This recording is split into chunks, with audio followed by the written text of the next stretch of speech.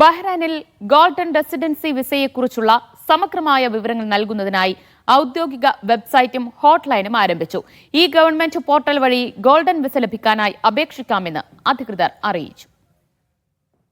Bahrain golden വിസയുമായി ബന്ധപ്പെട്ട കൂടുതൽ വിവരങ്ങൾക്കും വിസ സ്വന്തമാക്കാനുള്ള ഈ സർവീസുകൾക്കുമായാണ് ഗോൾഡൻ റെസിഡൻസി.gov.bh എന്ന പോർട്ടലും 17484000 എന്ന ഹോട്ട്ലൈൻ നമ്പറും ആരംഭിച്ചത്. ഇതുവഴി വിസക്ക് അപേക്ഷ സമർപ്പിക്കാനും വിശദ വിവരങ്ങൾ ശേഖരിക്കുവാനും സാധിക്കും. വിദേശ നിക്ഷേപം വർദ്ധിപ്പിക്കുവാനും രാജ്യത്തേക്ക് പ്രതിഭകളെ ആകർഷിക്കാനും ലക്ഷ്യമിട്ട് 2022 മുതലാണ് ബഹ്റൈൻ 10 വർഷത്തെ ഗോൾഡൻ വിസ നൽകി തുടങ്ങിയത്. 2024 വരെയുള്ള കണക്കുകൾ അനുസരിച്ച് 10,000 ഗോൾഡൻ വിസകൾ ഇഷ്യൂ ചെയ്തിട്ടുണ്ട്. 2000 ബഹ്റൈൻ ദിനാറിന് മുകളിൽ ശമ്പളത്തോടെ 5 വർഷമായി ബഹ്റൈനിൽ താമസിച്ചിരുന്നവർക്കും വിരമിച്ചവർക്കുമാണ് യോഗ്യത. മറ്റു വിഭാഗങ്ങളിൽ റിയൽ എസ്റ്റേറ്റ് ഉടമകൾ, മികച്ച കായിക താരങ്ങൾ, കലാകാരന്മാർ തുടങ്ങി കഴിവുള്ള വ്യക്തികളും പ്രതിഭകളും ഉൾപ്പെടുന്നു. യോഗ്യതാ മാനദണ്ഡങ്ങൾ പാലിക്കുന്നവർക്ക് ഗോൾഡൻ റെസിഡൻസി വിസ പുതുക്കി നൽകും.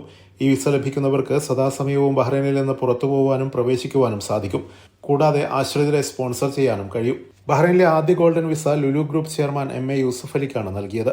2022 മുതലാണ് രാജ്യത്തേക്ക് ഗോൾഡൻ വിസ അനുവദിച്ചു തുടങ്ങിയത്.